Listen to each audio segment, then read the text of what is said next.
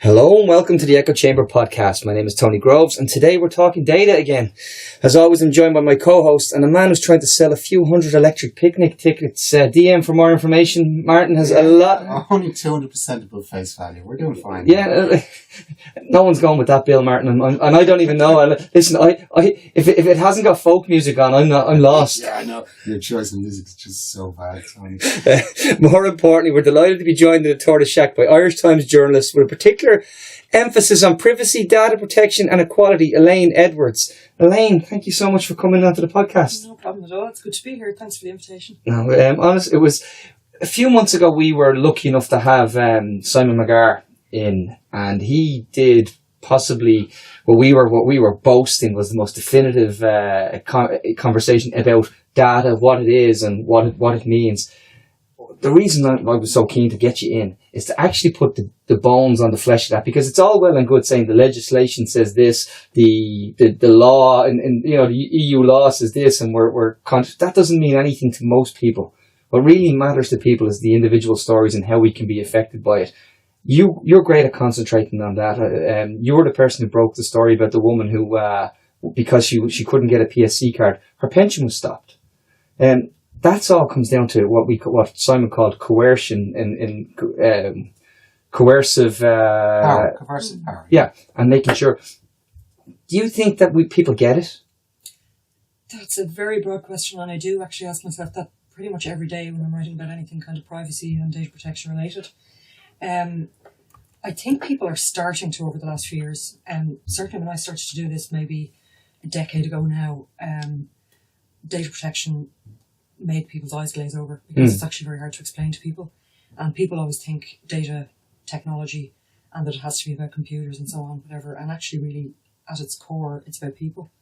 So telling stories like stories that come to me about how people might have been mistreated by organisations, by government departments and so on. I think they're the things that really do resonate with people.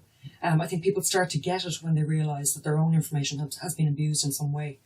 They may not get things necessarily always in an abstract sense, but if somebody finds that a government department has data on them that they feel it shouldn't have, that they've maybe done something with it or given it to another agency and so on, that they shouldn't have, people will start complain and they'll sit upright and they'll ring people like me now and they'll say, listen, I've been forced to get this public services card. Never heard anything about this before. I don't see why I should have to get it. I have a passport, I have a driving licence. All I want to do is collect my pension in peace. I don't want to travel anywhere. And in the case of this woman, she had been denied a pension for about 18 months or thereabouts. And at the time she rang me, I think it was last August, she was owed, I think, in the region of about €13,000. Now, after I wrote about it, she was subsequently referred on to a solicitor and she made an appeal and she got her money back. But as I understand it, she got it back on a technicality. So, it wasn't on the basis that she was going to now turn around and say, oh, sorry, I'm happy to get my public services card. She didn't win the day and she didn't change the precedent for other people. Exactly, yeah. So, while highlighting stories in the media can often help individual cases, you're still dealing with very big systemic issues now at the moment in terms of, particularly in terms of government power and how governments use data. It applies to private sector as well, obviously, and we can maybe come on to that a bit later. But I suppose the public services card thing probably got a lot of traction last year because the government confirmed to me back last May that they were going to intend to use it for, or require it for people to apply for a driving licence, for example, which is one of the most common pieces of paper or card that you have in your wallet. And from later this year, they're going to require it for people applying for passport. Now, again, I've dodged it and I'm determined to dodge it for as long as possible, like a lot of people probably will be. But the thing is, it actually hits the most vulnerable people first. So in fact, this was kind of creeping in since about 2011 when it was rolled out as a pilot project, and they issued about several thousand of them. And in the following year, they started to issue more and more and more. And more recently, as they were trying to reach a target of 3 million by the end of last year, based on a contract they'd signed to produce the cards, the government started to issue them then to people on the basis of, writing to them to say, can we use your passport photograph for this? Or can we use your driving licence photograph for this? People still don't understand necessarily why they're required to have this card. And you've got the absurdity of government ministers going on the radio and the television saying, it's not mandatory, but it's compulsory. Yeah, but Regina will never live that down. No. Now, I was one of the first batch to get a PSC. I explained this to Simon. I was on chemo at the time. I was on disability, and I got this letter in the door. You need to get a PSC card to continue getting your disability. I wasn't in a position to argue. Normally, I would argue a lot. So, nor was I required to go into an intro office, nor was I required. They said, we'll use your photograph from somewhere else, and you just simply had to sign and say that they could. So I signed because I really had no choice. And I signed and I sent it back and I said, little apples, I'll just wait until I'm in a position to go after this. So I got this card back and it has a picture, and I thought, that's not my passport picture. It was my driver's license picture. And now I can't get a driver's license unless I present the PSC card to get my... So all the information that's on the PSC card comes from the driver's license. It's the premier piece of data, and now it's all on this card. Now I had no choice. When you said it was the vulnerable people, they went after people who could not argue back. It's called coercive consent. That was the word I was looking for. I have, it's bullying is what it is. I couldn't argue. And there were plenty of other people, and they must have literally said, well, who can't get out of bed today? Well, them. Let's go after them. Yeah, well, that's exactly what happened. And then it was rolled out to people who were claiming dole payment or job seekers payment, job seekers allowance. And then they moved to people claiming child benefit. And of course, in a huge majority of the cases, that's women claiming benefits. So the last people they're coming for is always your middle-aged, middle-class Josephine Soap wearing a suit. And that's what's starting to happen now, because, I've certainly seen it trickle down to people I know working in offices and so on who kind of come down with letters to say, what's all this about? I didn't know anything about this card. And I think at the core of it, again, is the government would say this is not an ID card. It was never intended to be an ID card. And, that's actually, it's a nonsense, because a lot of the documentation that I've been able to get under Freedom of Information legislation, fighting to get it to the nail in a lot of cases, because you'll be refused a lot of the stuff that you ask for, just as a matter of course, and you have to go chasing it. It's quite clear that it was designed at the outset as an identity card. And when they initially planned to bring it in, it was at a time when Britain was looking at bringing in a national ID card, and then they dropped that after huge opposition. After they lost the argument. Yeah, exactly. And again, there may very well be an argument for a national ID card. I certainly don't want to carry one.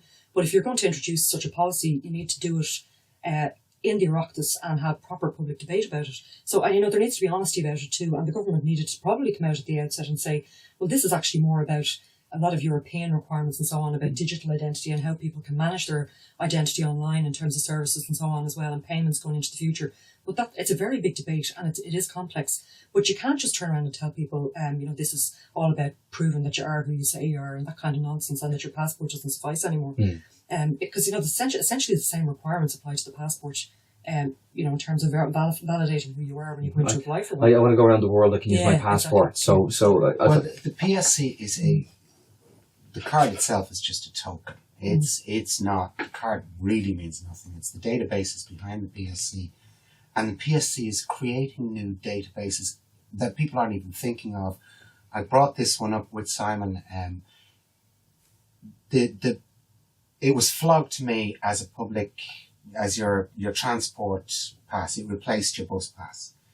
And that's what part of the letter that flogged it to me as a person on disability, that you can use it as for transport. But previously, if I used a bus and I had my travel pass, I just flashed it at the driver. I took a seat and there was no to and fro. A couple of months back, Joe Duffy had a woman on, and she was saying that people who had disabilities weren't being allowed on buses, or that they were being refused access over other people. The bus company was able to tell Joe how many people got on that bus, where they got on and where they got off. Now that's because the PSC is now scanned as you get on a bus. And nobody yet can tell me where that data is going, who's holding that data, who's responsible for that data. Now, this is just one tiny aspect of the PSC. What they're doing is monitoring bus trips. The argument will be, Martin, that they'll say, well, that's anonymized, and they'll say to you that if it's benign, they'll keep saying this is all benign. And this is, I think, where, Elaine, this is important, because where it wasn't benign when it came to the case of that lady with the pension. You know as well as I do that data leaks and it goes it can get into the wrong hands, and it is valuable. Like, it's a commodity. Can I make a point? I don't want this to seem like a completely off the wall point at this particular point in the conversation, but you might have read there recently that in China they've introduced this thing called social credit, basically, where people can be denied services if they do things like put their feet on seats on public transport, for example, right? Right. Now, I mean, there's no question that if somebody's swiping their public services card with this free travel on the card, that your presence on particular bus journeys and routes can be tracked and traced. It's not anonymised because it's on your card. Yes. You know, so they might use it for other purposes. But at what point down the line would it be too much of a stretch of the imagination to say that somebody in a government department might decide, well, Tony says he's at home all week, or Tony says he's looking for work, or Martin says he's doing X, Y, and Z, or Elaine says she's doing Y. Let's go back and have a look and see, where you said you were on a given day? And, you know, you have to ask an older person or a person on disability benefit or whatever, why should you have to swipe your card to say that you're on a particular bus journey? Why does anybody need to know? If your entitlement is to free travel, you should just have to flash your card and sit down on the bus and go about your business. Now, it applies also to the Lewis. It applies to all public transport. My feeling on it is that they're trying to track what actual use the bus pass gets, so that at some stage further down the line they can say, we issue 1 million bus passes, but 100,000 are used, so let's get rid of bus passes altogether. That's quite possible. Yeah. And that's my view on it, is this is all cost-saving stuff. They want to know every pound, shilling and pence. But once you go over 65, you're entitled to your bus pass, so why shouldn't you have? Whether you never used it or not, you're entitled to it. But what they're doing now, they will know exactly how many journeys you as an individual take every year, where you go, what you do. Basically, even if you're getting on the bus at the same time as somebody else, that's a huge amount of information. And nobody has said who owns this information, who's getting this information, what's been done with this information. But a bus company could ring Joe Duffy and say, 9 people got on at X spot and 6 got off at X spot. Now, that was incredible. Well, that, again, people might not really realise what underlies the card is the database.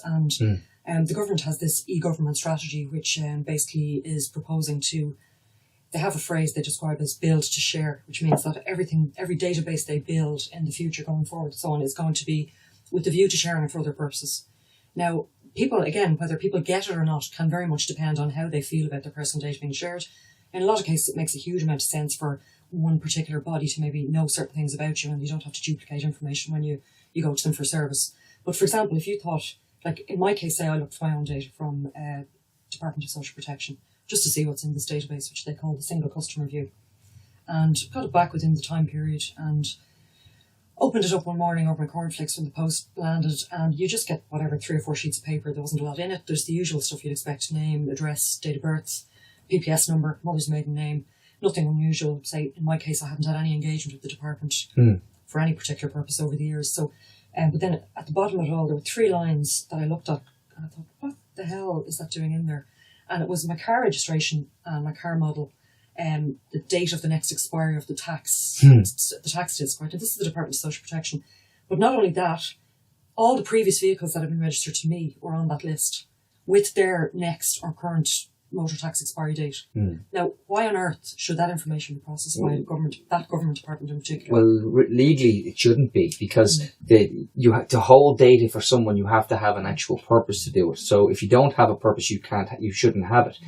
And the single customer view, I remember 20 years ago when Bank of Ireland introduced a single customer view, and it was this kind of where they would take life, pensions, protections, day-to-day banking, current accounts, all of this, and it was all fed in from 4 things in, and it was to actually profile you as a customer, where you were on the financial life cycle, where you were, what products you more likely needed, and what your actual, they called it a needs analysis. Okay, so they did this needs analysis, and lo and behold, you might actually get a letter out in the post saying that, you know what, we've identified you as someone who is maybe changing the car. How did they know that? How did they know it's changing the car? Well, we knew all that because we've collated all this data. Now, I remember then a few years later that the central bank got uncomfortable around parts of this, and a lot of it got done away with. You remember the pre-approval systems got done away with? A lot of that was to do with data capture and how they were using the data.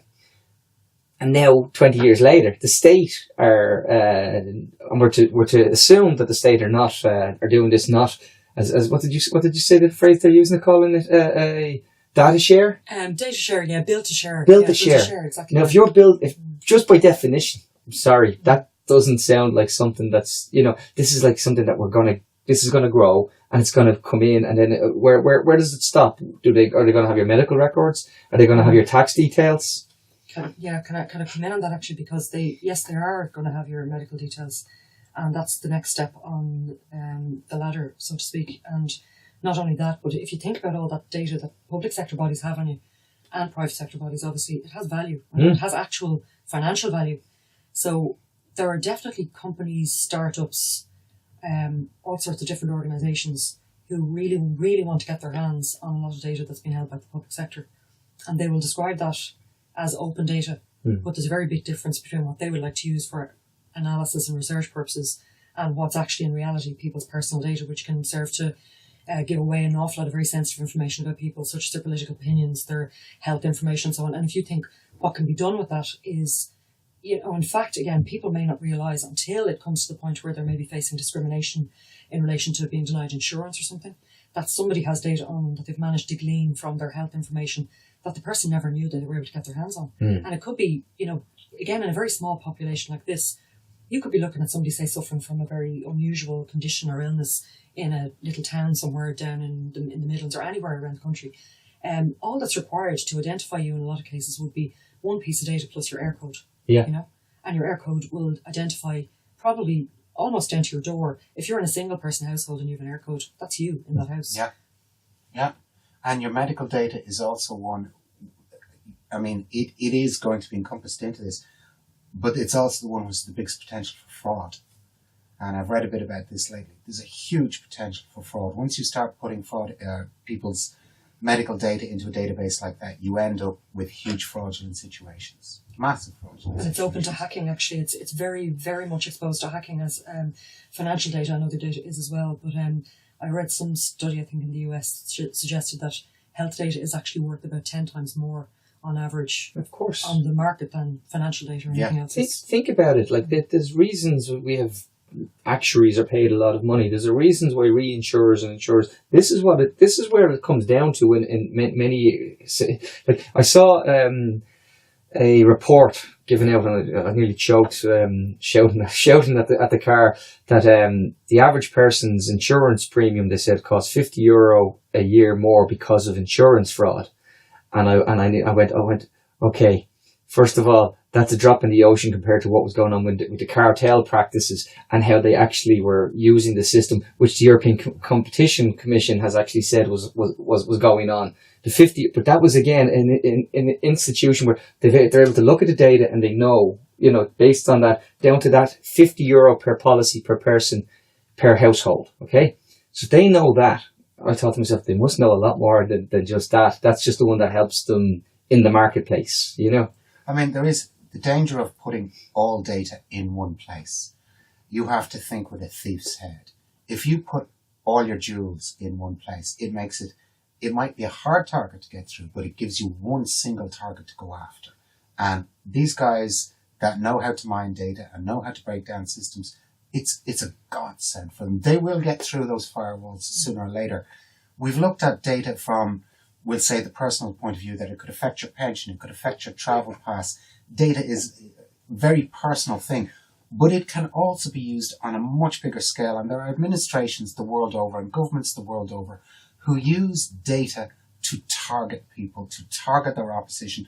And you may sit here and say, Fianna Fáil, Fine Gael, whatever else they are, they're fairly benign. But there's no guarantee that there's going to be a fairly benign government 12 months from now, 12 years from now.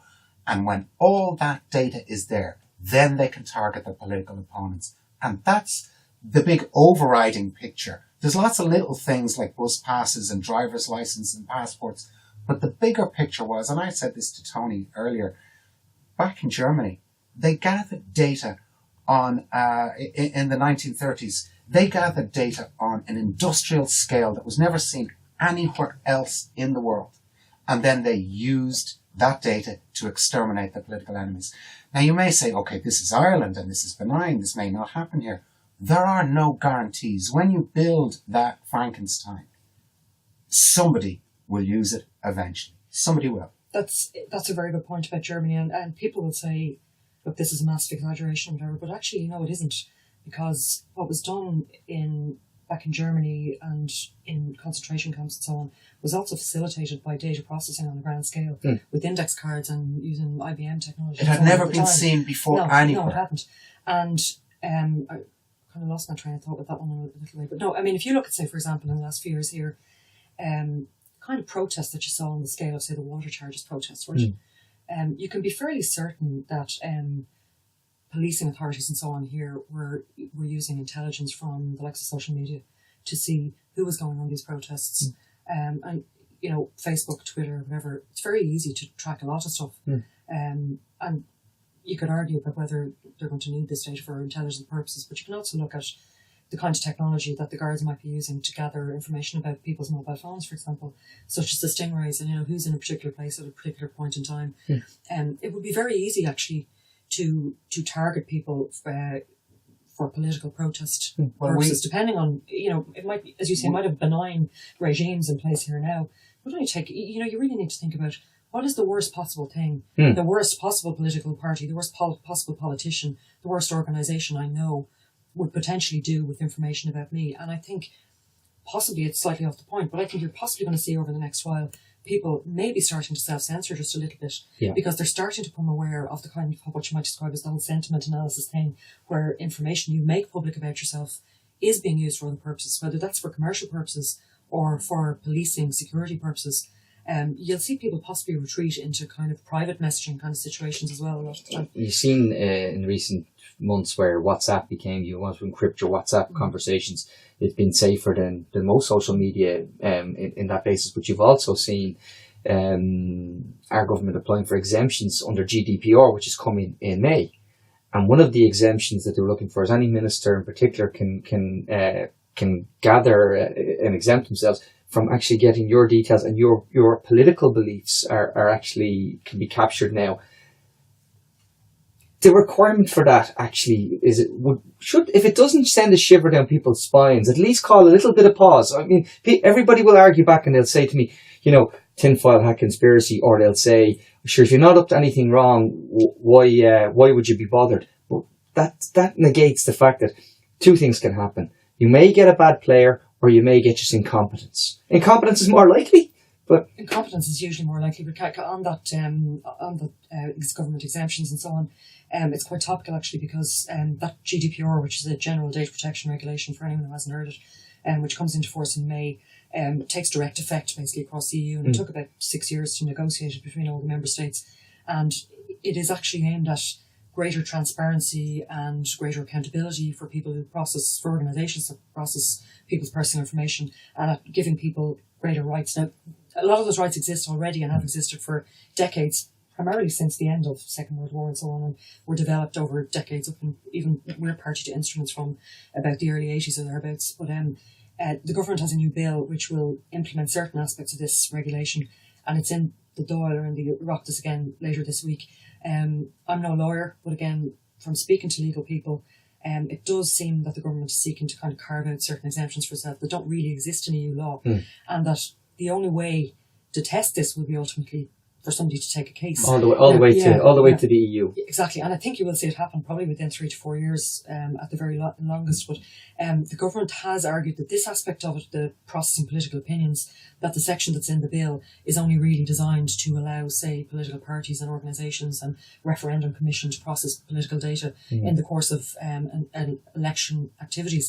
But my reading of it as a non-lawyer, it looks to me like it would allow the likes of the kind of Cambridge Analytica sort of scenario to arise here, where you could have any player come into this country and just process anybody's data on anybody's political opinions, which is considered sensitive data or a special category of data with protection. In financial background, to political data is particularly sensitive. People, PEPs, they call them, politically exposed persons. If you want to go down that route with individuals, you need to actually have a serious reason to do it. And if you're saying that this is actually inserted into an exemption from what the EU, like the EU are likely to dismiss in 3 or 4 years, and that's my opinion. Again, not a lawyer, but I would hope that our exemptions that we're looking for are purely just. Well, it just won't be compliant. It can't be compliant with EU law because you just quite simply will not be allowed to process information about people's political opinions and stuff like their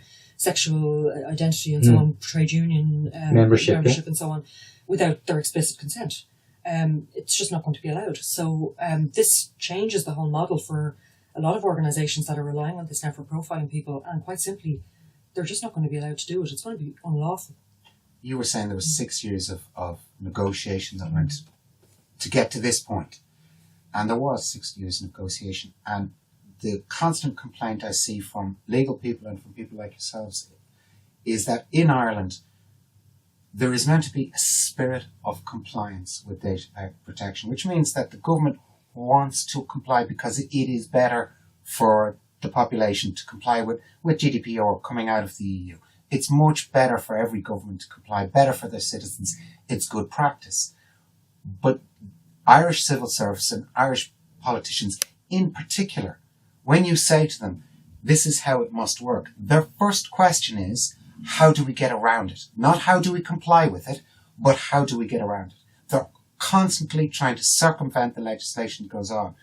And that's up to us as electors of representatives to say, you're meant to comply with the spirit. You're not meant to argue with, this is the best thing for your population. Your first question is not meant to be, how do we get out of it? Can I, on that, the Data Protection Commissioner herself, Helen Dixon, has actually said that her organisation sees that there's difficulty in a lot of cases in public sector organisations with understanding this kind of principles-based, very high-level sort of principles-based nature of data protection and privacy. I mean, while there's an act there and there's been a directive there since 1995, it's not always actually that easy to understand. And what might seem black and white in other cases isn't always black and white in data protection terms. It's like, did somebody obtain your information fairly? Are they processing in line with the law and so on?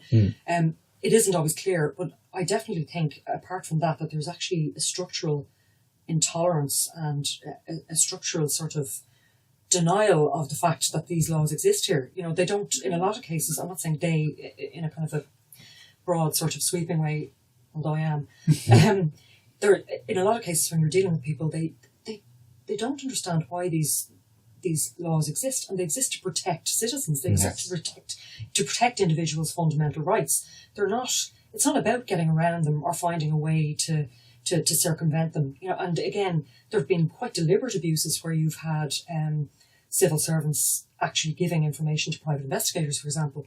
And in one case, there was a conviction there fairly recently of a guy in Donegal, which I think it took something like 7 years to get to court. There was a guard is sacked there a couple of months ago as well, or had been forced to resign, I can't remember which, after he accessed data on the Pulse system. And it seemed, from reading between the lines, although I won't read between the lines in case of a court case, that there were 3, say, test charges there, what seemed to me to be test charges in relation to information being passed on to a third party in relation to road accidents, for example. Now, you can look at what might just be the tip of the iceberg there, and maybe that's an unfair thing to say, but I think there definitely there's been quite simply corrupt use of people's data. That's been proven. And that has to stop. There's no incentive for that to stop while government departments are going to be exempt from fines, for example, under the new regime. There's just, they can't do what they want, whatever they want to do. You mentioned Pulse, and Pulse is a huge one for data, and whether you know it or not, or whether anybody knows it, we are all on Pulse. Whether you know it or not, everybody is on Pulse. And that is data that changes quite regularly on Pulse. And I have recommended for years that everybody once a year do a data access request and find out what the hell is on Pulse. And if it's not right and you don't like it there, get it changed. And we've seen this. When you talk about data corrupted, we have seen where a man in this country who stood up for the right thing, where his data was shifted across different departments, different agencies. There was a concerted effort to use the data that existed on this man to bury this man. Now, that's not benign. That is Fianna Fáil. That is Fine Gael. That's not benign. That is deliberate targeting of a citizen for embarrassing them with the truth. You mean in a particular case, in the McCabe case? I'm talking about a particular case. But that's the one we've heard about. This goes on all across the board. I have seen it personally happen where people are targeted, and it's a multi-agency targeting. They're coming from all angles. From all angles. Data is routinely shared between agencies as it stands this present moment. All I can say on that, Martin, and again, we can not to talk about an individual, but I can tell you what Judge Charlton said. He said it is shocking that all of the mistakes that occurred, never once did one of them fall in favour of Maurice McCabe. That every single thing that was a mistake was against him. And just again, going back to, if you're going to be a statistician, that's just not likely, folks. You're much more likely to be hit by lightning than to have every single thing. I mean, it goes to the question of the gathering of data and the purpose and the use of data. Data it's like your jewellery. It's your wedding ring, it's your engagement ring, it's the heirloom your granny left you. All your information is there. It's really, really important. Now, would you put all your important, really, really important stuff in one drawer in your house? Here's the problem.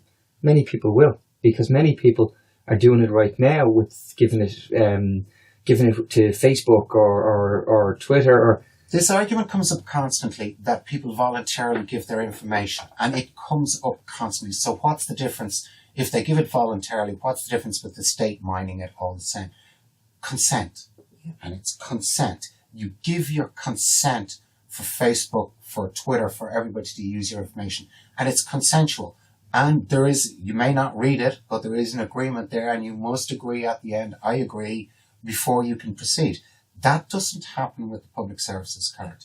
The previous Data Protection Commissioner actually said that there is really probably a greater responsibility on public sector organisations to take care of people's personal data, because in a lot of cases people are actually obliged to hand it over. You're not handing it over by consent, you're handing it over because you've got a legal obligation in a lot of cases to do so. But again, in the cases of, say, the social media companies, Facebook, Twitter, Google, I mean, again, yes, by and large, nearly in all cases, the bargain with them is they're processing your personal data, and vast quantities of it, whatever you choose to hand over on a given day, with your consent. But again, I'm not sure that a lot of people do read those privacy policies, and it certainly doesn't stop the likes of Facebook or Google or Twitter or whoever acting in bad faith. And in some cases maybe deliberately trying to bury some of the stuff that they are in reality doing. Well, we've seen that where they've actually recently paid fines in the US and admitted that, where they initially denied that there was a bot army in terms of manipulating the algorithm, and then they had to come clean and said, oh, well, we did find these 250,000 accounts. If they're going to make money from it, they're going to draw whatever value they can from whatever personal data people give them. So an example I always use, and I've probably become slightly more paranoid over stuff like this more recently, is some time ago, Twitter, for example, anyone who uses it will know there was a character limit on the messages that you could send to people. They lifted that, so there's essentially no limit. So you could send a message, you'd think it's a private message to somebody, which could be as long as an email or longer. You can put attachments in it, pictures in it, all that. And they also enables people to group message each other. Yeah. Now again, if you look at any third party, any private sector operator, any social media company who does something like that, they're not doing it for our benefit. They're not doing it because they're trying to facilitate our conversation. They're doing it because the data that we put out there has value to them. So whether, again, that's the so-called sentiment analysis, where yourself, if you go on social media and you mention a brand name or a particular supermarket, it's probably going to take 5 minutes before you crop up. You're either been followed by one of their accounts or they crop up in your timeline somewhere. They're hoovering up literally every mention of it'll be in your email. Things. It'll be in your email. You'll get an ad email pop up, and you'll go. So you get something saying holiday in Croatia, and you're going, oh God, I just mentioned that earlier, and now my email is asking me, do I want a discount to a holiday in Croatia? We still have no answer on the legislation that underpins the PSC. Even though they are mining this data on an industrial scale, nobody has yet go, well, there's our legal justification for doing so. They have. That's the thing. This is probably at a very topical kind of a particular good point in time, because I think the Data Protection Commissioner did initiate an investigation into the Public Services Card, and various things surrounding it and other aspects of the data sharing project that underpins it back in October after we and other people have written a lot of things about it. Now, again, I think that initial kind of response from the Commissioner is probably going to go back to the department sometime this week or next week. Yeah, it's due. It's imminent. It's imminent, we'd say. Now, I don't know that it has been delivered to the department yet, but my indication was it was due around the middle of this month. Now, again, that's not going to be published, so the department will get this document from the Commissioner's office. Thanks. And will that be subject to FOI then at that stage? That document will go back to the department this week or probably next week. I think it's in around now.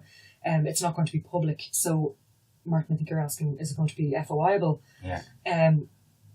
As far as I'm concerned, it's absolutely FOIable. Whether you get it or not. Yeah, whether they provide it or not. Whether you get it or not is another situation. And again, the Commissioner's office is not likely to give it to me or to publish it. I can certainly ask for it and ask the department if, in good faith, they would give it to me. I don't think they will. But again, it was quite clear that the department published a lot of answers to questions the Commissioner had asked them there last October, asking for the legal basis about this card and the database underpinning it. And the department had said all along, well, various sections of the Social Welfare Act from about 1998, 2005, they'll add different sections in and say this provides for the card. Now, what it doesn't actually provide for blanket use of a card as an identity card. Right. It applies to the minister may require you to prove your identity in certain circumstances and require you to go through this so-called safe registration process, after which a card may be issued. That's not the same thing as a requirement that you have the card for the purposes of particular schemes. Again, you can get kind of slightly Jesuitical on those points, and that's going to be one for the Commissioner's office, really. It's not for me. Reading between the lines over the last few months, I don't see that there's any legal basis underpinning the entire project. And actually, in fact, while the Department of Social Protection or Employment Affairs and Social Protection says it is the so-called data controller in relation to this scheme, in fact, it's really being driven, I think, by the Department of Public Expenditure and Reform. That's right. Absolutely. Yeah. And we've said this, and Simon said between DEPRA and the Department of Public Expenditure and Reform, we're looking at a huge problem there as well, because even legally speaking, you must say who the data controller is. I mean, none of this is going to live if it gets to the European courts. It just won't. But it's a game of we're going to do, and if you want to stop us from doing, sue us. It's a fait accompli, Martin. Yeah, but it's acting against the best interests of the citizens. And if a citizen wants to pull the government back on acting against the citizen's best interest, you must sue the government. Now, that's not how governments are meant to operate. That's not how civil servants are meant to operate. I think there's a certain sense of trust us with the government. Yes, there is. There's a huge. That's it. That's it summed up. It's beautifully put. Like, because when you think about it in its most basic terms, it's look. All we're doing is asking you to sign up for this, and look, trust us. It's not going to go wrong. Well, a very simple example that came up this weekend was Leo Varadkar in the States, and a very, very simple example. There should have been a data trail about what he said. There was. But it didn't tally with what he said. No, it was completely...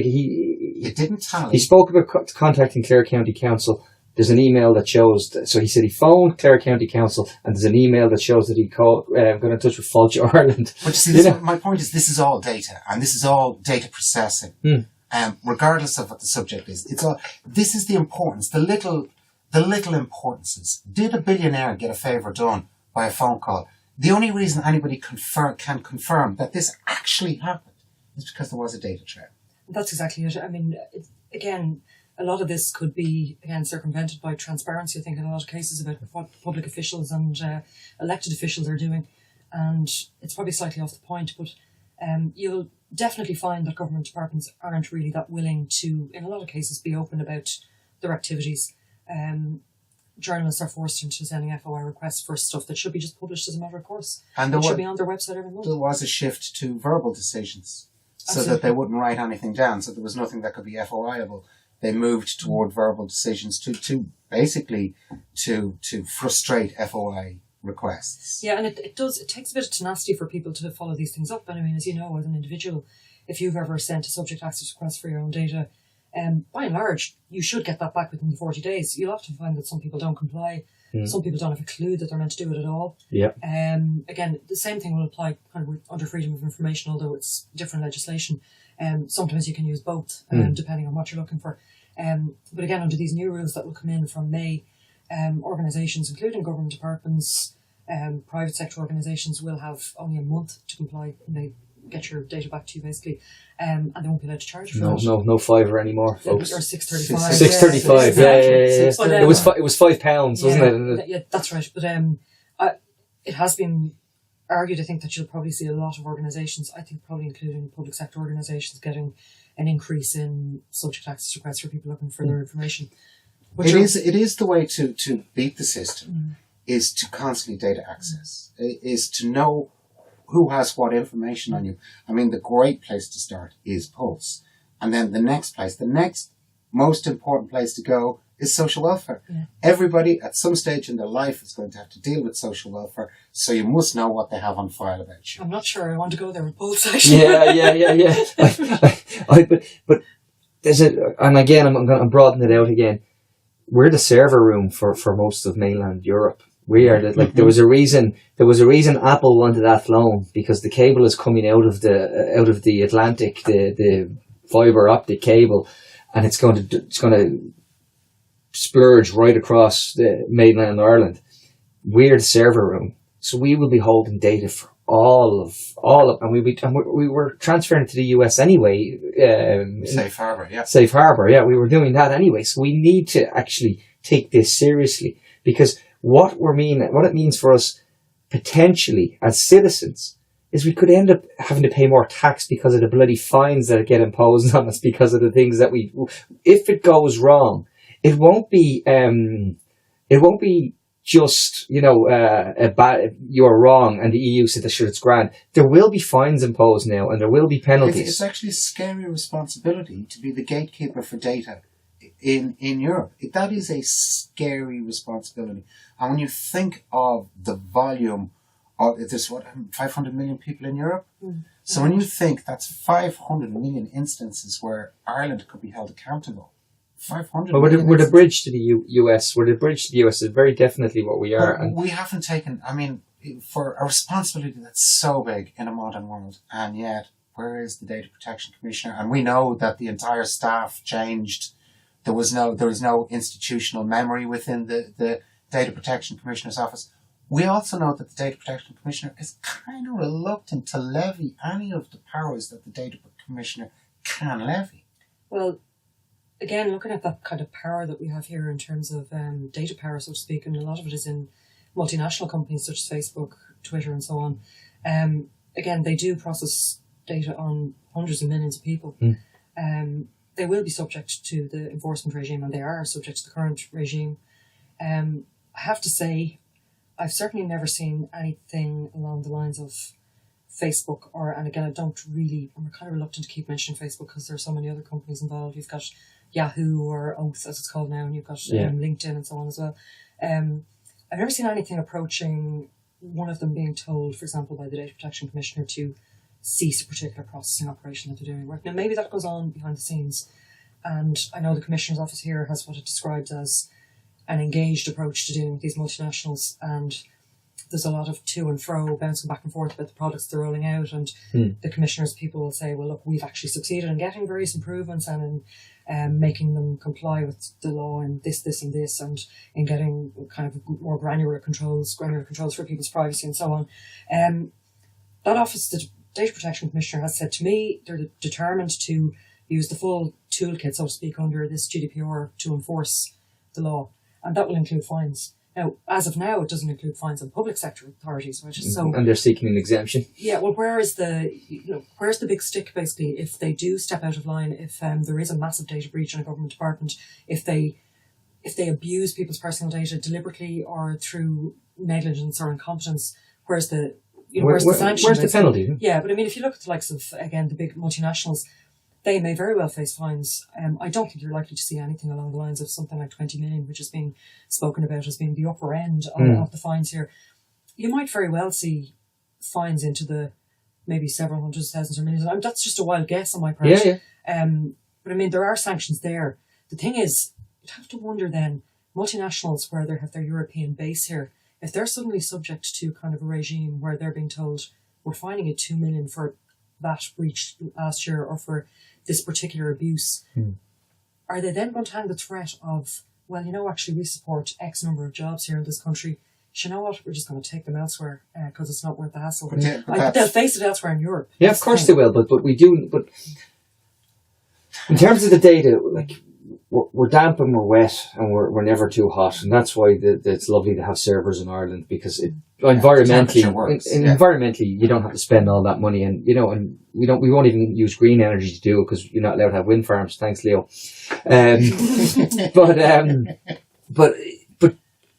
But even in terms of the multinationals, it reminds me so much of, again, if you remember in the heel of the hunt in the banking crisis, we had our pillar banks go bust, but the banks that were actually operating under the IFSC that went bust were 10 times bigger, and our central bank said we don't have the capability to be regulating them.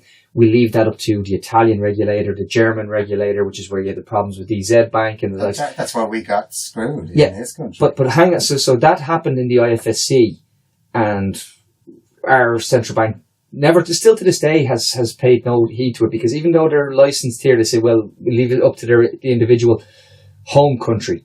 Now, I'm worried when I think of the Data Protection Commissioner in Ireland.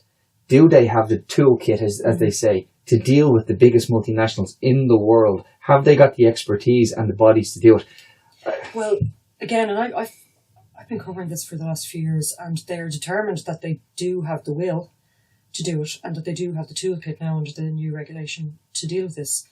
They have got extra resources, and they've been up to about 11.6 million or something this year, maybe from about 7.5. It's quite a substantial amount of money. But if you bear in mind that huge Schrems court cases, the Max Schrems case last year, probably took a chunk of more than 2 million out of that budget last year. That's a lot of money. They are increasing their staff again by about 55, up to more than 100 staff, about 120 staff, I think, this year. You could probably argue that that isn't anything remotely like the number of staff that you would need to regulate the entire of the data protection regime in Europe, basically. And I agree with you. But the Data Protection Commission got it wrong on Max Schrems. Actually opposed. They ruled against Max Schrems. That's why So the Data Protection Commission, even if it had all the tools in the toolbook and it had everything they could throw at it, they're still making the wrong decisions. Well, there were definitely arguments made at the time that the route that was taken probably wasn't the right route for them to take, but they stood over that, and that case is to go before the Court of Justice, which will rule on whether these standard contractual clauses, as they're called, are valid. You're looking at also what replaced Safe Harbour, for anyone who doesn't know what that is. It was just a framework basically that was in place to allow the transfer of people's personal data from the EU to the US, because it doesn't have the same privacy protections as we do here. That was struck down in 2014, I think. 2015 might have been. And it was replaced by a thing called Privacy Shield, which basically lets companies in the US sign up to this regime that says it's fine, trust us, we're protecting your privacy. Now, that has been subject to review by the European Commission, and it wasn't particularly favourable. There's going to be another review fairly soon, I think. And there's a chance that framework is not going to survive. So again, in terms of transferring data, people's personal data safely to the US, there are going to be question marks hanging over that, and there also is Brexit hanging over us. Oh yeah. And Brexit raises huge questions about whether people's personal data can still be transferred legally to Britain, because there are an awful lot of arguments from the legal people that in fact Britain won't be so-called adequate in terms of its privacy protections once it leaves the European Union. So that will be subject to, again, probably major negotiation at EU level, decisions by the European Commission and so on about whether Britain meets the standard. And when we talk about the PSC, we've been told, look, it's secure. There's only specified people who can get this, specified organisations who can get this.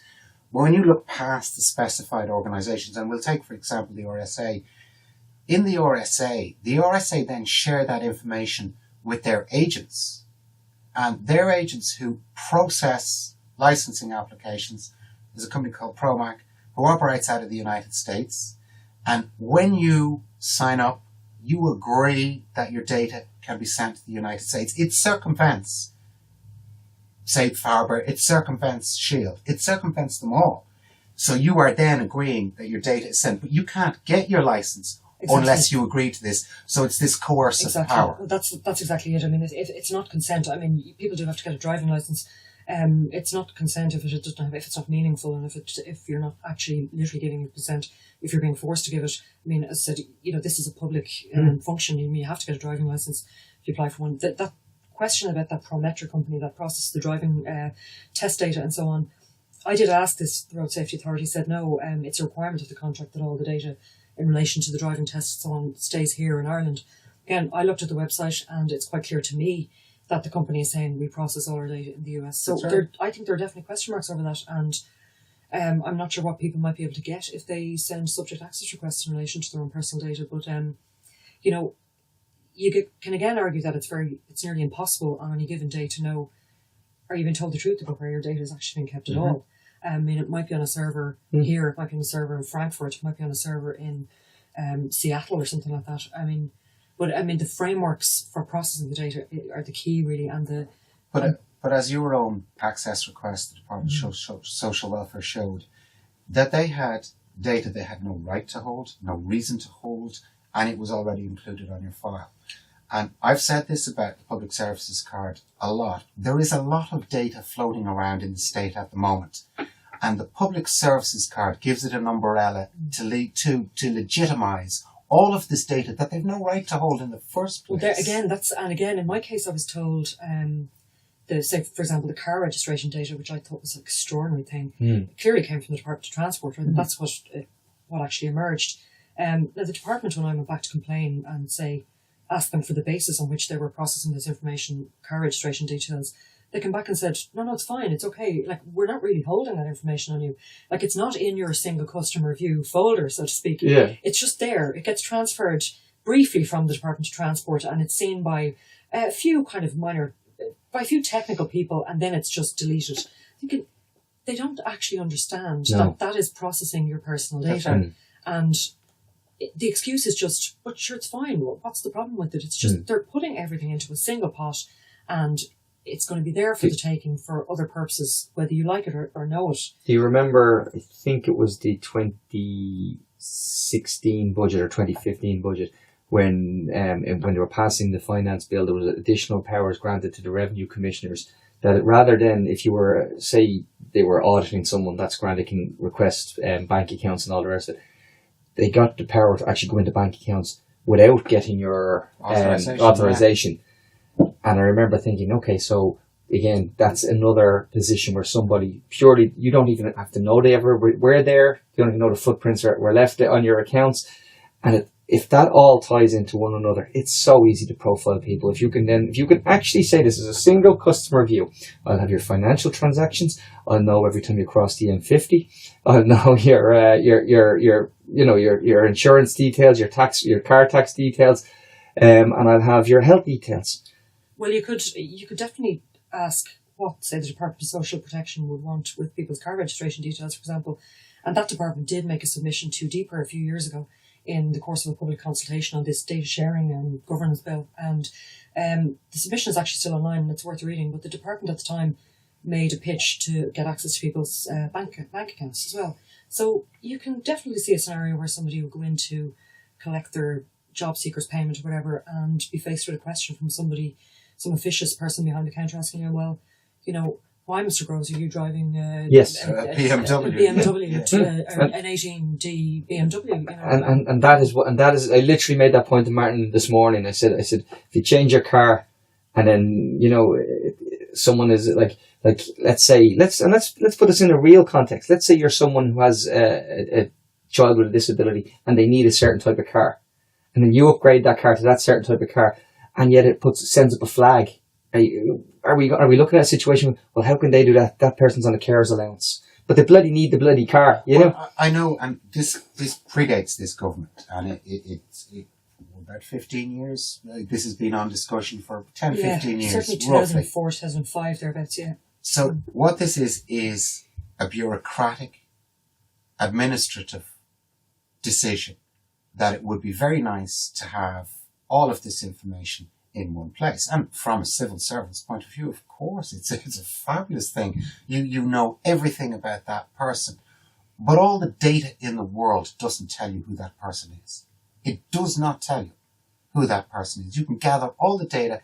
It doesn't tell you who the person is. They're making a view of a person based on electronic data or video data or whatever they've got, but that's not the person. I know that you're not getting any much suck with the current minister. Neither Regina nor Pascal are going to rock the boat on this one. They are told, press button, green button, we're going forward with this, lots of publicity for you, and the green button. And they're advertising the public services card hand over fist. In the new legislation actually does make provision, or it does allow for ministers to make regulations to share data for purposes that they would consider to be of general public interest, basically. So it seems to me to kind of give carte blanche to any minister to just decide on a given day, well, I think this is a really good idea, and then we're going to start sharing this with this non-statutory body for whatever reason. Now, if you look in behind a lot of what's going on, I suspect there are an awful lot of researchers and so on. And again, data can be quite usefully legally shared for research purposes and for statistical purposes. Behavioral economics. That's what look, I'm obsessed with that field of economics, and it's the best way to actually do these things. If you can get that data and then you say, oh, sure, it's anonymized, away you go, folks. But anonymized, again, it's a very difficult thing to do. It doesn't hold up. It doesn't really hold up, no. And again, people might not also be aware that a lot of public sector organisations here, there is data out there about you, about your health, and stuff like disease registers, for example, that people might not be aware of. Like there's National Cancer Registry, for example. There's the government wants to set up a diabetes registry. They want to set up a dementia registry. All of these things coming together, again, will serve to create vast pots of data, personal data on people, because they're not looking at anonymised data. They want names and addresses in these databases. And a little anecdote about anonymised data. I had a report where there was anonymised, cases were anonymised in it.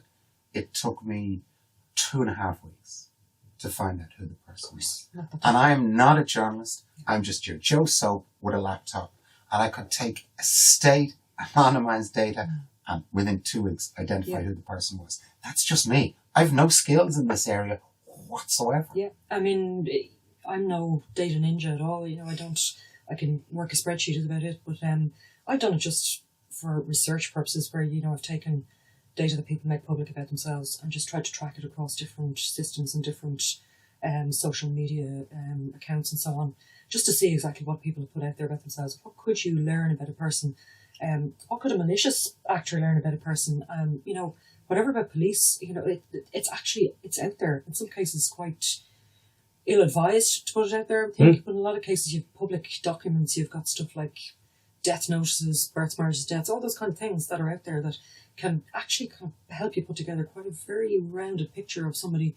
And if you know their social media details and so on as well, you can actually learn an awful lot about people yourself. There's a lot of people in this country will say, well, look, it helps to have all this data in one place. And they're not all centrists. They can be right, left, but they all agree. You know, what's wrong with this? And I'm going to tell you that in a nutshell what's wrong with this. A guy like me gets into power. And I use that data. And I use that data because it's there. Here's Martin's slogan is vote for me and you'll never have to vote again. I am your benign dictator. I will take care of you.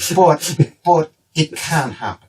Once that information exists, it exists. You can't guarantee who's going to get elected 5 years from now, 10 years from now.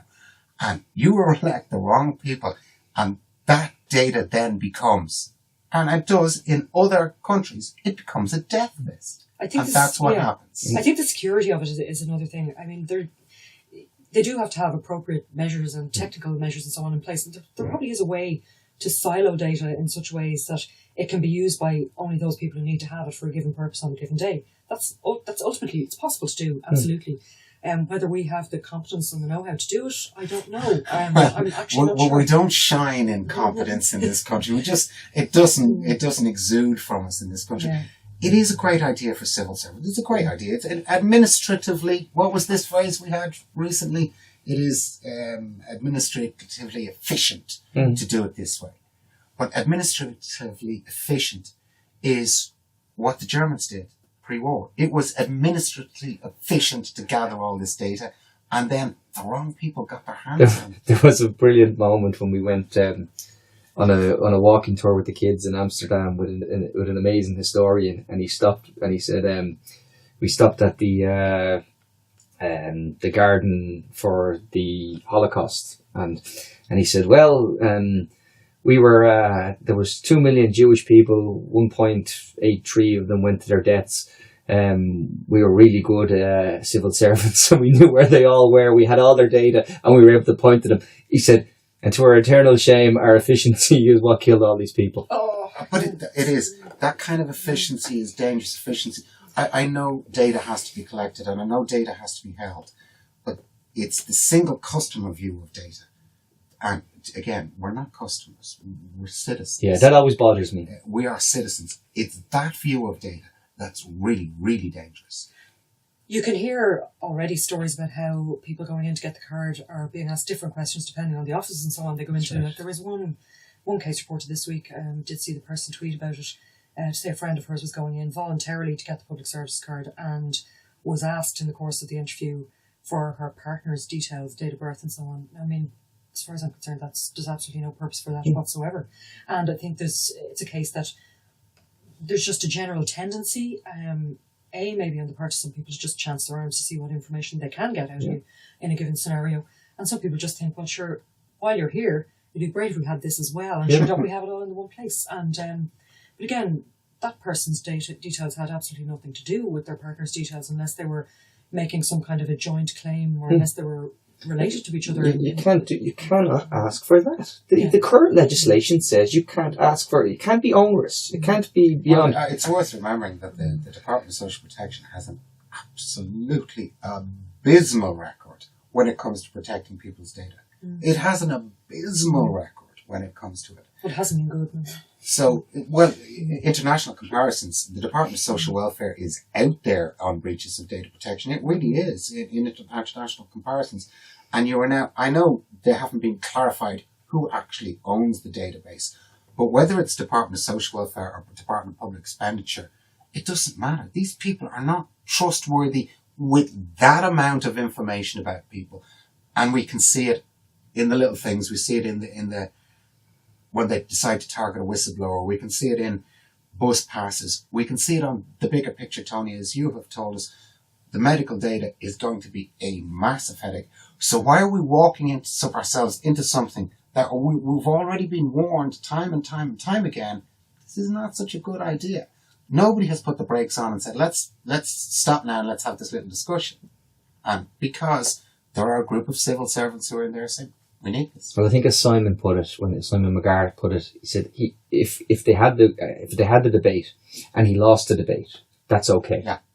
At least they had the debate. But what's actually happened is this thing has been railroaded through, and now we're all told to just get on board because the train has left the platform. Yeah, I think it's very disrespectful, to be honest, to citizens and to people who are just expected to bite this and just say, fine, I'll just take my medicine and I get the card. And again, some people have the wherewithal to fight bureaucracy and to say, actually, I have no reason to get this card, show me the legal basis for it. But we've seen it's the most vulnerable people that are hit first. And it's the people who are not in a position to say, no, I don't want this card, I don't need this card. Who's going to say no if you're told, well, you're not getting your welfare payment next week? No, it doesn't impact on people even like me or people in other situations. Children becoming adults are told you want to go into you want a job, you need to drive, you need this. But again, do bear in mind that database, it contains information about people's children as well. Anybody who has a PPS number, there's information out there about you and your family, and that can be all very well tied together. It's not just I mentioned the Pulse system, and I did mention Pulse, and specifically because of children, there were children who were being recorded on Pulse simply because they were children of itinerant families. Simply because. And that was the only reason they were being recorded. This was outrageous stuff. Outrageous. But that's exactly where you get into the whole situation of people being profiled on the basis of their race or ethnicity or sexual orientation, whatever. And that could very well happen. I mean, there was a database there a few years ago, this POD, primary online database for primary school students, which I think is still in existence. But again, schools were being asked to collect very, very detailed information on children, including their PPS numbers and including all sorts of other information. I think ethnicity was actually one of the things that was in there, whether somebody was of Romanian origin or whether somebody might have been from the Irish traveller community, whatever. And again, it only takes one idiot, to be quite honest, or somebody with a little bit of malice in mind to say, wouldn't it be a great idea if we just put a list together of all of these Roma children in a particular community, for example. And in fact, I don't want to broaden it out too much, but the Central Statistics Office here publishes very, very detailed small population data as they describe it. So you can actually look at maps on the CSO website, which will show you populations of villages that are maybe as small as 4,000 or 5,000 people. And it will identify for you that there is one person in this community is identified as an Irish traveller. Now, where could that possibly go wrong? Well, we've seen where that's gone wrong, and we've seen across the world where it's gone wrong. And when you look at Ireland and you say, okay, feel fall benign, we've seen it, and we've seen it really nasty in this country, how nasty they can be towards people from the travelling community. We've seen how nasty it is. We've saw it up in Carrickmines, we've seen it in other places. It's not a huge leap to go from there. It's just not a huge leap. For a lot of people in this country, it's not a huge leap. I think this is, Elaine, thanks so much for this conversation. I think it's really important that because a lot of people are just sleepwalking into this. We do need to understand this is important. Your data can paint a picture, Martin. You can say it doesn't identify you, who you are as a person, but my God, it's valuable. Oh, it's huge. It's about... The bottom line on this is ching. It's money. Yeah. And let's not lose sight. This is not here because it is administratively efficient, but it's administratively efficient money-wise. The best minds in the world aren't actually working on curing cancer anymore. No. They're working on how to get an algorithm that can read who you are, that can sell you stuff, or keep you on a page long enough to click on things. That's data-driven. That's what they're doing. And sort of to the side of it, isn't it kind of disappointing that our entire push forward in humanity has led to the point where all this effort has gone into actually just to sell you shit? But isn't it very disappointing? Isn't it very disappointing? We could mine the data for so many much better reasons, but we have idiocracy down to, can we sell you this T-shirt? Do you like this pair of fluffy socks? God, we are stupid people. We really are. Yeah, I think that's kind of a fairly wide-ranging discussion, all right. And I know it leaps around a little bit, but I hope people kind of make some sense of it. I know I'm always willing to hear from people who feel they've been impacted in some way or in any way discriminated against. Yeah, well, look, Elaine, we'll be digging this out now in the next few days, and when we do, we'll make sure you'll be surprised. People listen, and it spreads the word. It's really been a pleasure because this is coming. GDPR is coming in May, and we need to be even more cognizant. And people need to say stop. Just yell stop. And thanks very much for the articles. I read your articles avidly. Thank you. I follow you. I stalk your Twitter account for any new information that comes. Well, you and Rasa and Simon, probably the best sources for information on what's going on. TJ McIntyre's up there as well. Sorry, TJ McIntyre. We'd love to have TJ McIntyre on the pod. So, yeah. Thank you so much. Thank you for doing all the work you're doing. Thank you. I'll keep on doing it. I'll keep annoying people. Good. Listen, thanks so much for listening, folks. As we keep saying, we rely on you guys. Do leave us a review. Do subscribe. Do tell your friends. Talk to you soon. Bye-bye.